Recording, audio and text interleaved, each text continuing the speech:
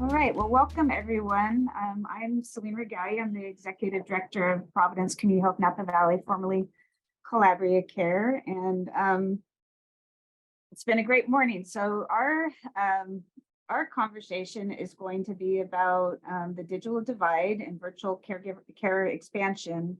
And I just wanted to start with some themes that I heard this morning. Number one, we know that the state is investing 17 million dollars in the videos and some of the themes that came up in our discussion this morning. There was issues around access and affordability, the importance that these tools are really important for care coordination for caregivers and navigation.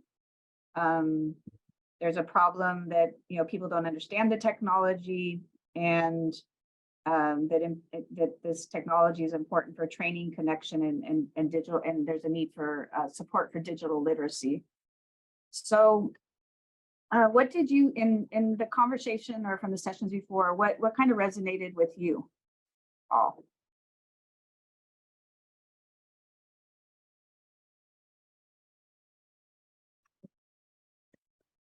You could, if you don't want to speak, you could add it in the chat and I'll do the sticky note, or you could do your own sticky note. I sent the Jamboard link on here, and so you could write it in if you want.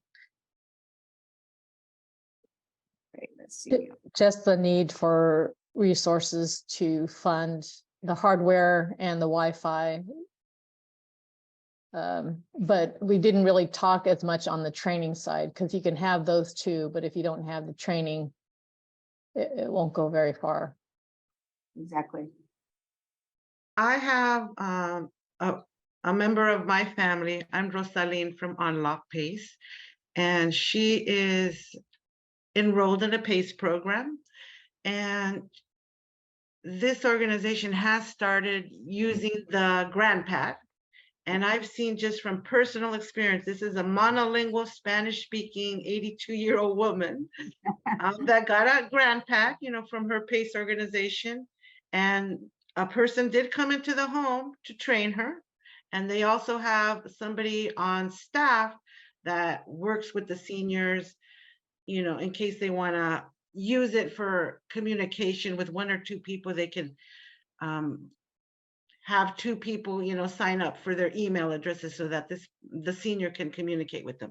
But it's been a life savior, in my opinion, because even though she had no clue about a GrandPad, she learned how to do it. She started playing games, bingo and solitaire and all these things. There's a lot of different activities for the seniors. So she's been really happy with it. And, for those times when she doesn't feel like going to the center, she gets to do the video chat with her PACE PCPs and, the different staff members. So for me, it's a wonderful thing for those seniors that can, benefit from it. I know it's not for every senior, but for those that can benefit, I heard in the conversation earlier that at one organization, they gave just 400 of their PACE participants the GrandPad. I think it's good to do target marketing for who could benefit from it most. But I'm just sharing my personal experience that it's been great. And that's why I wanted to join this group. Yeah, so you heard Supervisor Ramos talk about what we were doing in Napa County and Solano County, which is a combination of the iPads through the AAA. And then the Claris, which is more like a GrandPad. And we're doing different initiatives, and we're involving the community-based organizations who have the connections in the communities throughout our valley to distribute them, to train people on them so that they feel more comfortable. But the GrandPads and devices like that really can provide great connection. We use it in our Providence PACE programs as well. So thank you for those comments, Rosalind. Esperanza, you had your hand up? I was just thinking about this, what she was saying right now, so I lost my train of thought of what I was going to say, but not everybody, I wanted to touch on the topic of training because that's really important. I hear a lot of talking about using grants to be able to provide tablets and all kinds of technology, but if we don't have a training in place, it really isn't going to it's not gonna carry through to the goal that we want to achieve with our elder population. And I think just having the training in place when we're requesting these things is super important. I heard, I think it was Solano County that paired up with students from, I can't remember if they said it was a high school or a community college. Yes. I just found that to be such a great idea because it can be, even if it's just, let's say, high schoolers, they're always looking for opportunities to volunteer so that they can add to their applications for college and things like that. That's like a win-win situation. And training is not a one-time thing. You're not going to have a visitor go and, give these tablets to someone and then have a 1 hour, 2 hour training and expect them to be able to use it. And I'm just speaking about that from experience with my own parents. It's always a challenge, and as long as they've had it, I think it's maybe like 2 years now.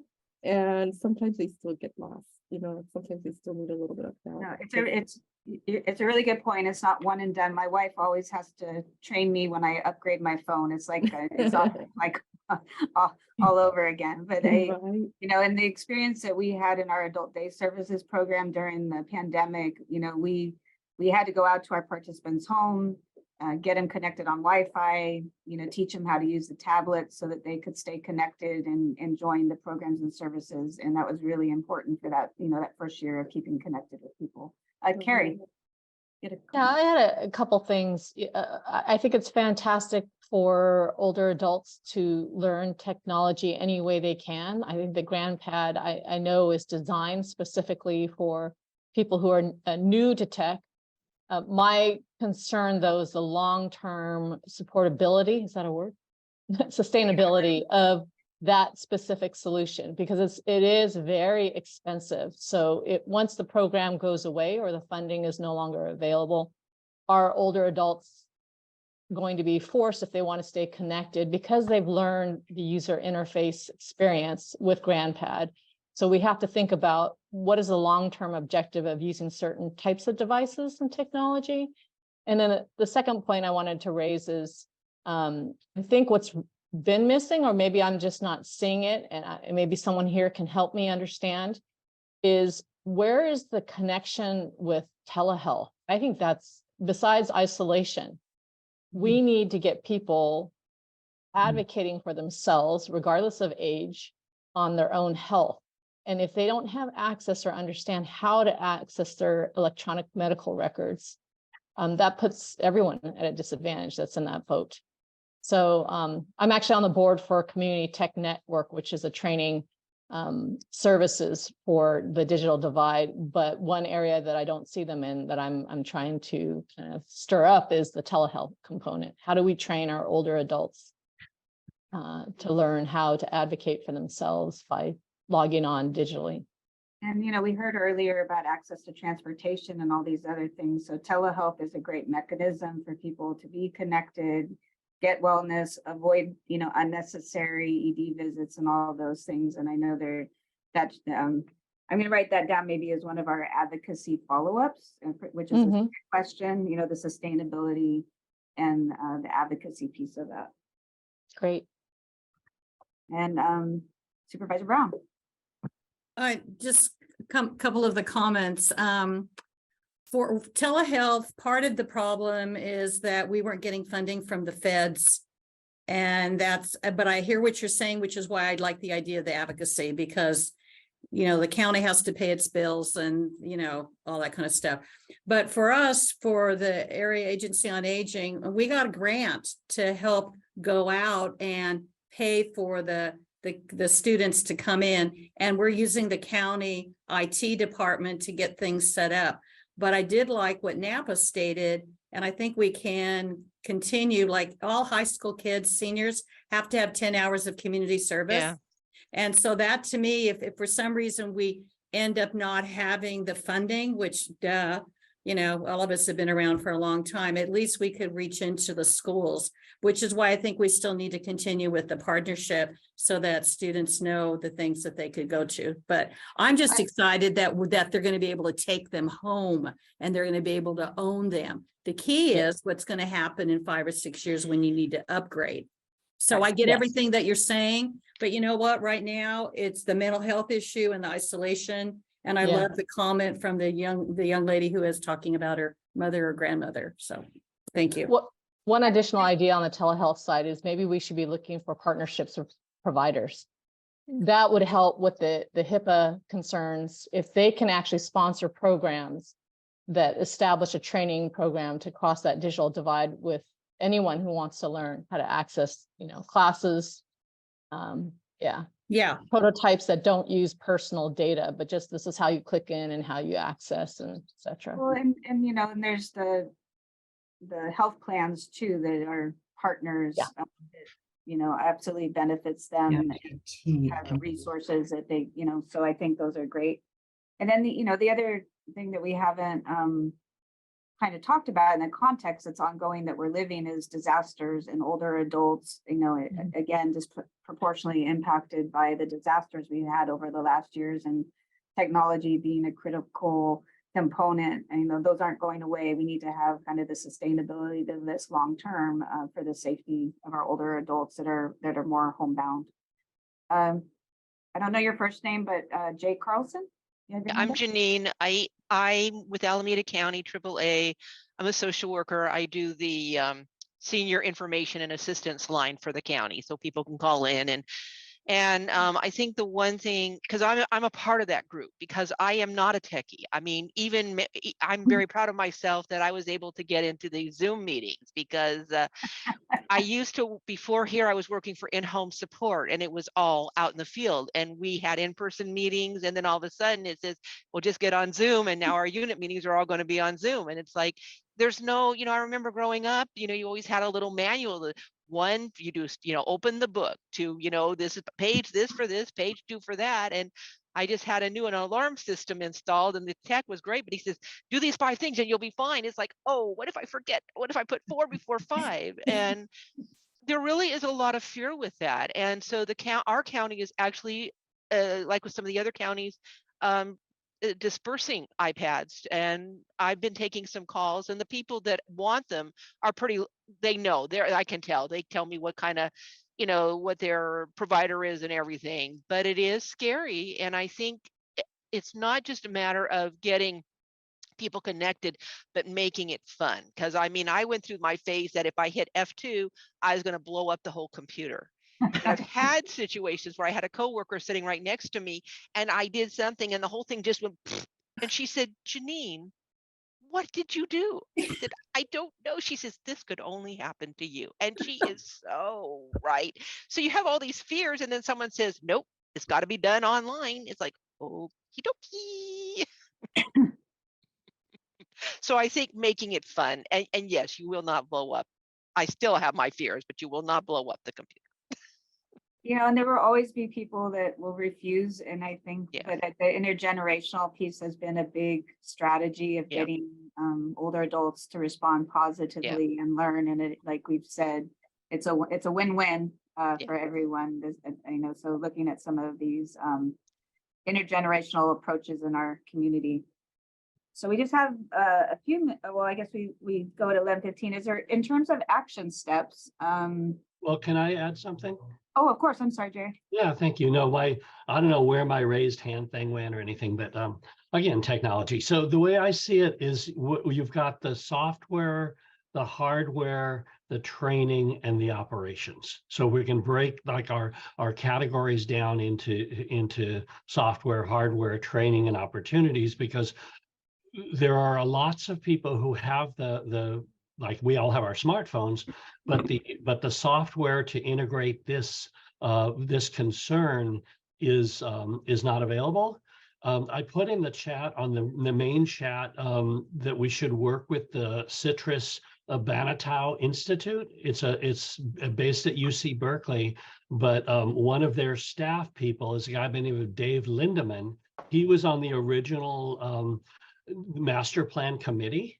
So I think contacting the Citrus Banatow in terms of their software designers specifically to the healthcare needs and the sort of integration of senior needs, they're a key research. It's Citrus, it's not Citrus, it's CITRIS. Banatao, Banatao. It's but yeah, so in terms of on the software side, they could definitely develop it. And then we talked a lot about the libraries. That's another very, very key trusted Yeah. resource. So I think Yeah. that on the technology side, I'd like to see us add that as well, just Yeah. working closely with the libraries. And then many of the training and lack of the technology craziness that we all personally have experienced, we have to build that into this, this acceptance that, there's some pretty generic training things that are not, they're specific to elders, but they're specific to folks with disabilities, people getting out of incarceration, people who are homeless. There's some really basic stuff that if we can take the leadership on that, and particularly that's where the libraries might come in terms of having very, very basic instructional stuff. And that's a place that you can, in a reliable way, send students, both high school students and college students, to do their time in a central location. And it also saves expenses in terms of having people drive all over the countryside. Thank you. I appreciate being here with you all. Yeah, and I like that, Jerry, because that concept kind of rises the whole community up if we reach all of all of the people and create. Right. I always call myself, because I didn't grow up with technology. So when somebody used the term technology immigrant for me, it really helped my perspective of what I'm navigating, what I'm constantly challenged with, because it's not comfortable. See, the other thing about it is the county board of supervisors in every county controls the budget of the library. So if you all decided to make it happen, it would happen, and people would appreciate that. Supervisor Brown? No, I just wanted to make the comment that I had my children late in life and they're millennials, with the understanding that they may roll their eyes when I ask them a question. Indeed. Okay, so I really like how Jerry kind of so we have some themes: the training and the opportunities, the hardware, opportunities for partnership, intergenerational approaches, advocacy for related to sustainability and telehealth. Anything that you would like to add to this last? What three things, if you had your top three to bring back to our larger group, what would be your top three? The only other thing before you add that, I think in addition to the libraries, I would say senior centers, because a lot of people go to the senior centers. Yeah. I think we need to indicate continued funding. This is a continued funding. Technology always is upgraded. Yes. Continued funding as far as sustainability.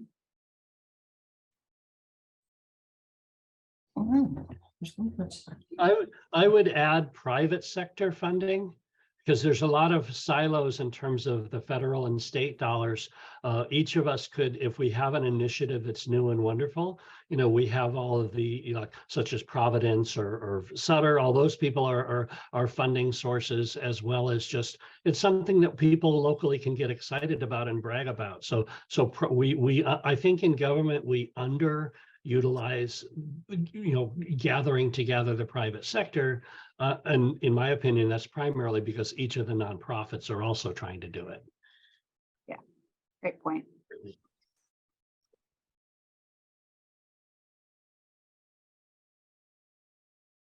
Anything else that comes to mind?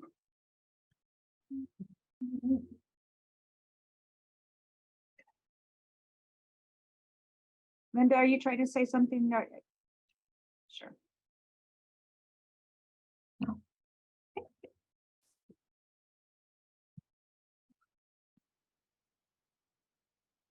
You're lit up, but I can't. Okay, there we go. Okay.